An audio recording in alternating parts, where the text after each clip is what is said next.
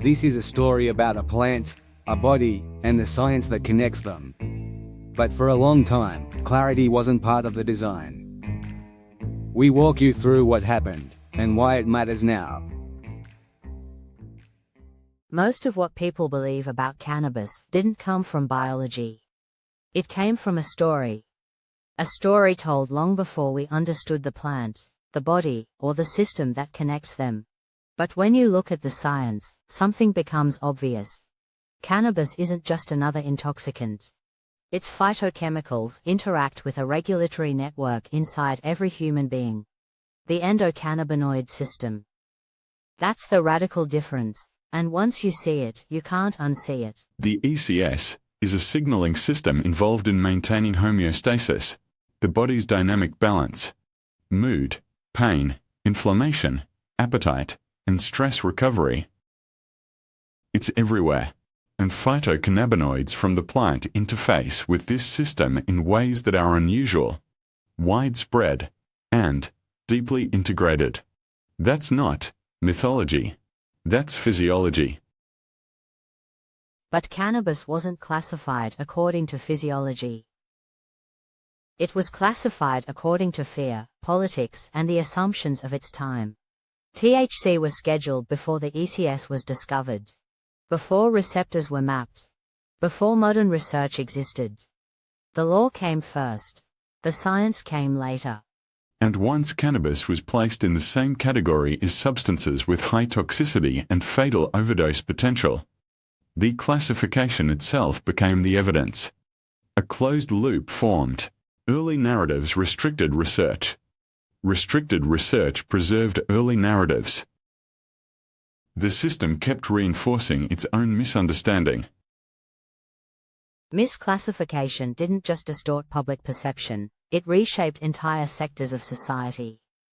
Food, fiber, fuel, medicine, science. All of them were affected by a decision made without the knowledge we have today. Hemp seeds, nutrient-dense, sustainable, complete proteins, were sidelined. Hemp fiber, durable, low input, environmentally efficient, was restricted. Hemp biomass, a potential feedstock for biofuels and bioplastics, was never given a chance to scale. And in the lab, researchers have even converted hemp waste into graphene-like carbon nanosheets, a wonder material emerging from a plant we were told to fear. But the deepest consequence was medical. The ECS should have been part of basic physiology decades ago. Instead, generations of clinicians were trained without it. Patients were left to self-educate, and research moved slower than it needed to. If cannabis had never been prohibited, the social landscape would look different. We can't know exactly how, but we can see the patterns. Cannabis might have been culturally neutral, like tea or wine. The stoner caricature might never have taken hold. Communities disproportionately targeted by enforcement might have been spared decades of harm. And our recreational norms might have been more balanced, with cannabis offering an alternative to alcohol instead of being forced underground. And there were moments when the narrative could have shifted.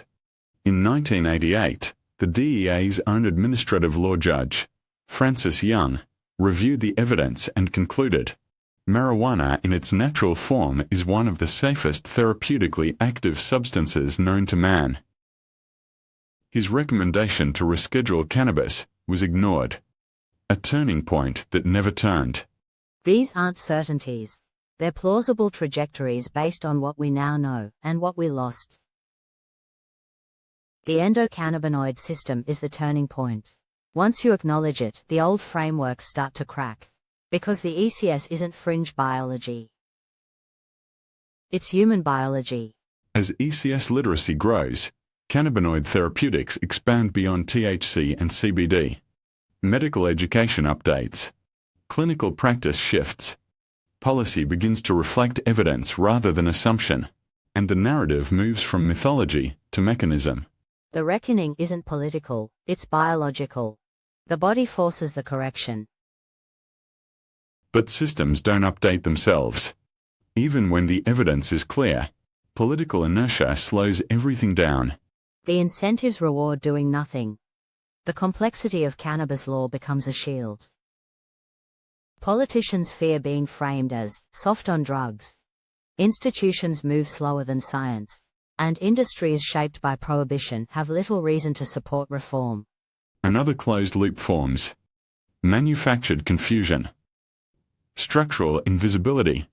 Political risk. Inaction. Round and round it goes. Before we go any further, let's be clear about something. This story isn't about pretending cannabis is perfect. It's about recognizing that most of the harms people associate with the plant were shaped, or amplified, by prohibition itself. For a century, the public conversation was built on limited evidence, selective reporting, and a political need to justify punishment. Research was restricted. Data was distorted. And whole populations were told to fear a plant long before we understood the system it interacts with. People respond differently to cannabis, just like they do with caffeine, alcohol, or any psychoactive substance. But the idea that cannabis is uniquely dangerous or inherently destabilizing was never grounded in modern biology. It was grounded in narrative. And when you look at the evidence we do have, the real evidence, a different picture emerges. As Judge Francis Young wrote in 1988, in strict medical terms, cannabis is far safer than many foods we commonly consume. That was true then. It's still true now. So this isn't a disclaimer, it's a correction.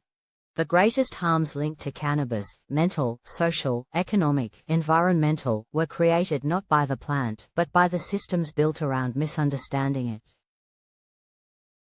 Cannabis was never the problem. The problem was the story told about it. A story built before the science existed to challenge it. Correcting the record isn't rewriting history. It's ending the closed loop. It's letting biology replace mythology.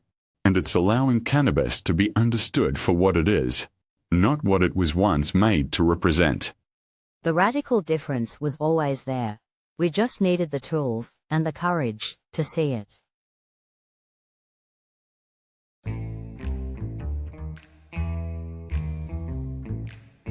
You've seen how the story was built, and why it's changing. The rest is simple. Let the evidence stand, and let the old narrative fall away.